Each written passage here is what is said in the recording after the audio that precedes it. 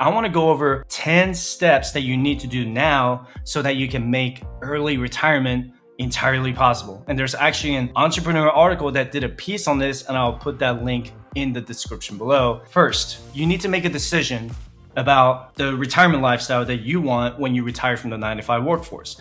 How you want to retire is not going to be the same as my retirement lifestyle. So this is the first step you have to figure out before you choose the type of FIRE you want to pursue.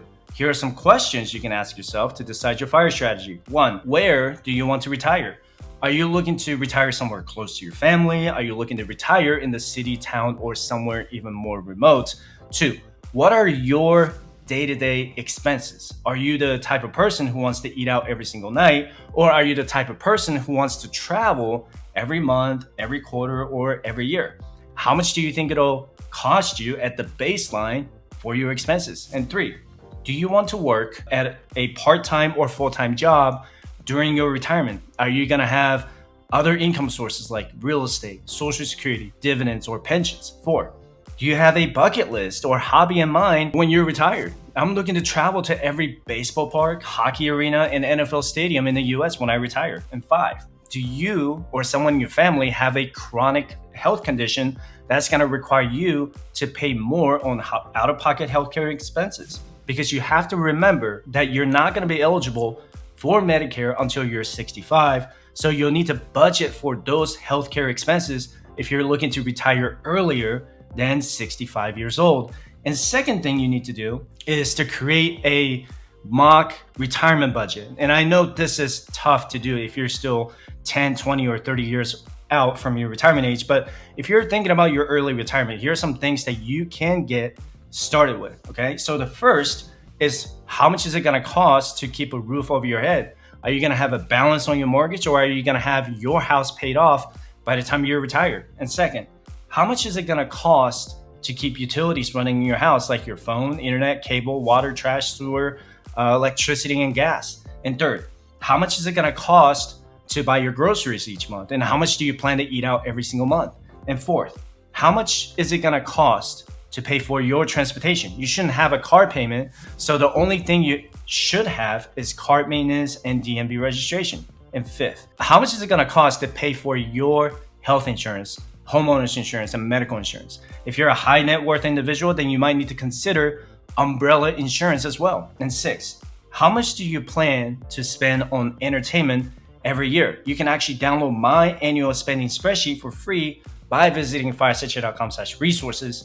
This is where you need to calculate how much you spend on anniversaries, birthdays, Christmas, and other things that you want to buy every single year. Now, once you have a baseline budget figured out, you should be able to use your current annual expenses to project your retirement budget. As you get closer to your retirement age, you should be easily able to calculate your total retirement budget. But just remember to adjust it for inflation every single year. And once you have your budget figured out, the next thing you should do is assess your overall financial health. The first thing you can do is check your credit scores and see where you are. But your credit scores don't tell you how well you're really doing. They're just there to tell you if you're trustworthy in the banking industry. The only time you should ever borrow money is by taking on a mortgage.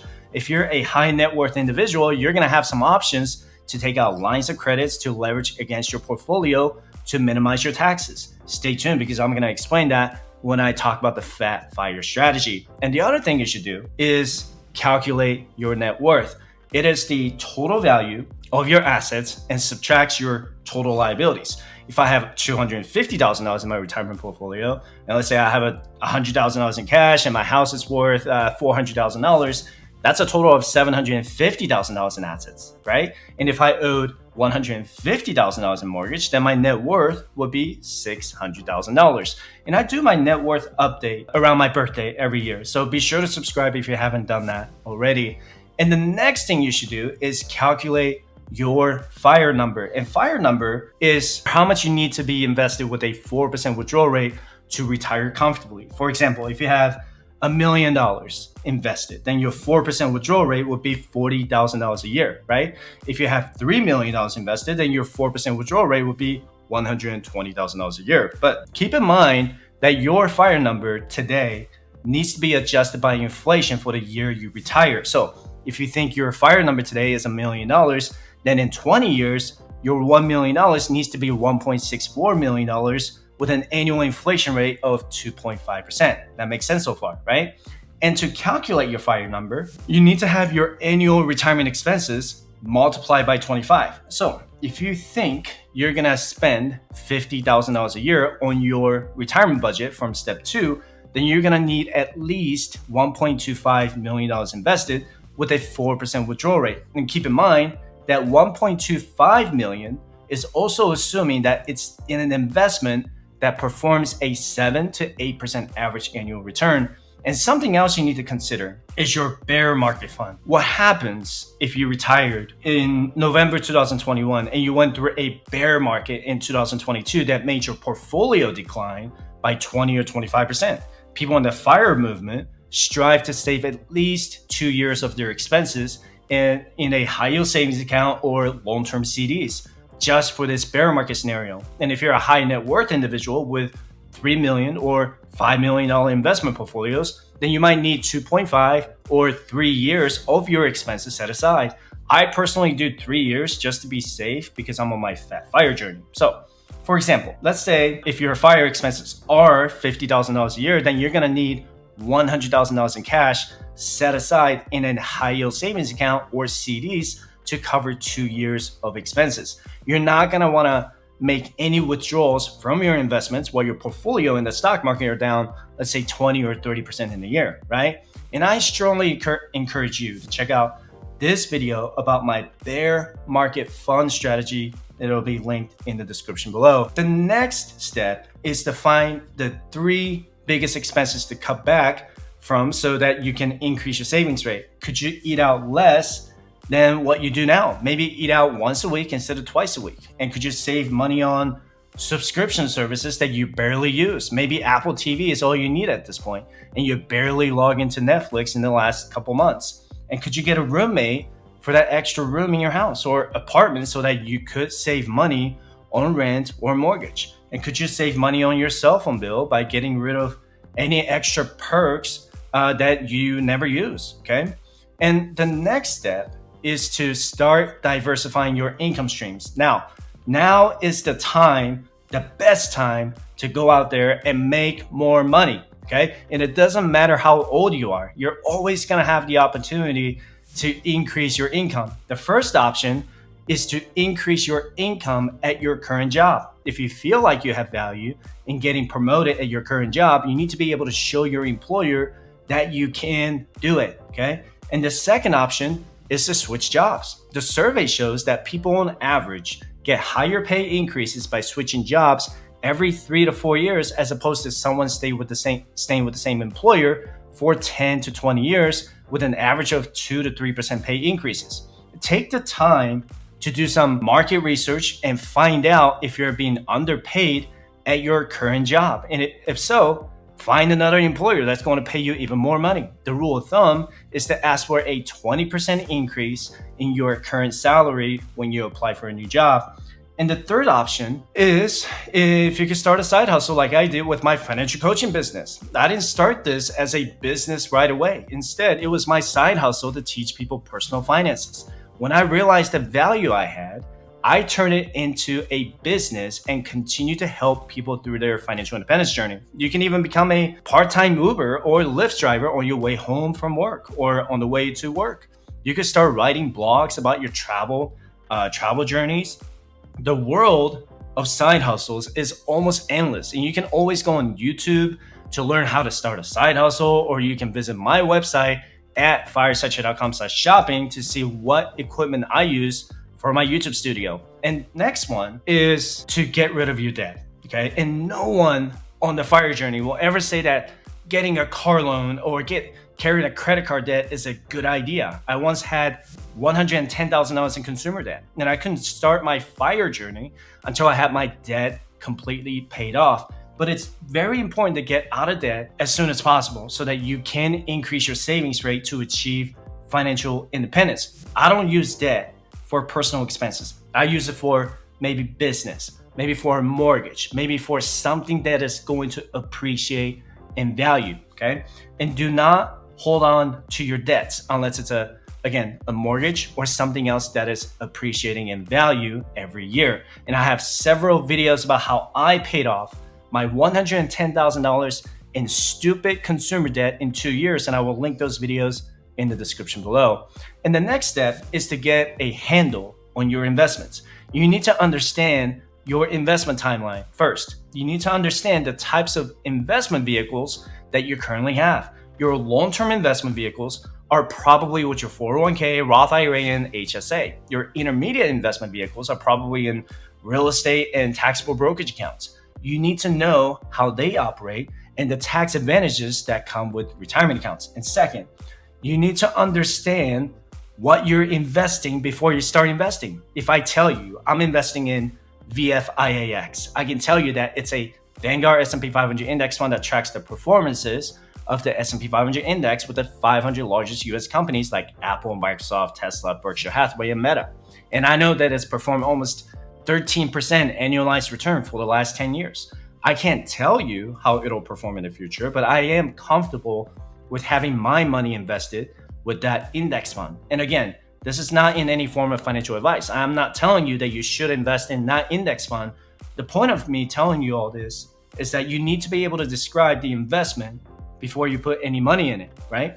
And third, you need to know how much you're paying in management expenses, maintenance fees, and any other hidden fees with your investment vehicles. You could be paying 2% in total fees annually while your investment performs 8% annually. Your net return for that investment would just be 6%, right? And fourth, you need to know if your investments can handle a 4% distribution rate. If your fund performs 7% annually with a 4% withdrawal rate, your investment portfolio will perform 3% in net return, right? You have to make sure that your investment doesn't run out of money throughout your retirement. That is probably the most stressful part of the FIRE movement. And the best case scenario is that you don't just rely on the stock market to retire early, but you should diversify your assets with both tangible and intangible assets like real estate. And lastly, you should know the rules for your 401k, Roth IRA, HSA, or other tax shelter investment accounts. And I've done several videos about the Rule of 55, Roth IRA backdoor conversion strategy, and the HSA investment strategy. So be sure to check them out on my channel playlist after watching this video. And the next step is to be flexible with your FIRE plan. That picture is kind of crazy, but you have to stick to your investment plan. Some things that are going to change is your expenses, okay? Your FIRE expenses could either go up or down every year, depending on your situation. Let me give you some examples. So let's say, okay, if you're looking to retire after your kids move out of your house, then your expenses will most likely decrease from tuition, books, food, and your general cost of living, right? You could have unexpected health problems that might require you to pay for prescription medications out of pocket, or you could have your spouse or other immediate family members that require consistent medical attention due to chronic conditions. And if you're pursuing Fat FIRE, you might end up buying additional properties in different states or countries to increase the quality of your life, and which will also increase your cost of living. And the bottom line is that you need to pay attention to your current budget and your spending habits, because your expenses will change your FIRE number on an annual basis. Remember when I talked about inflation earlier in this video, you have to account for inflation when you calculate your FIRE number. Even if your spending habits don't change, your internet bill this year might be $70 a month, but next year it might become $75 a month.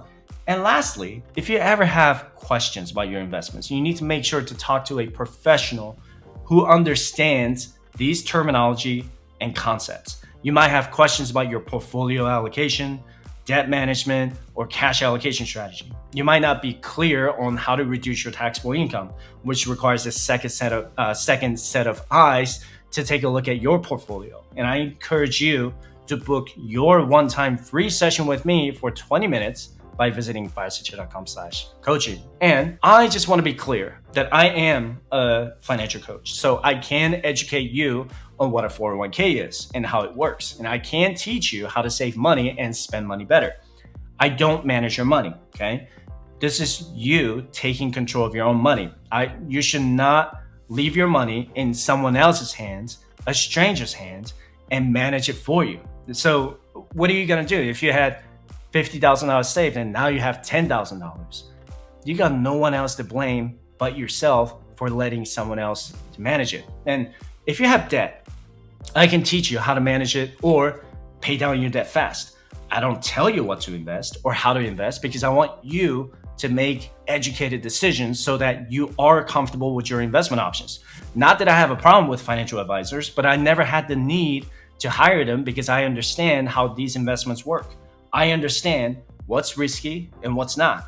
And even as someone working in the financial industry, I still talk to a CPA for tax consultation because there are terms and concepts that I am not clear about. And I'm comfortable with paying $400 an hour to a CPA to make sure that I don't get in trouble with the IRS. This is money well spent to me. If you spent $200 with me, let's say, to get out of debt in 6 months instead of 12 months by saving $10,000 in interest, wouldn't it be worth it to hire a financial coach? And again, I encourage you to schedule your complimentary financial coaching session with me by visiting 560.com/coaching.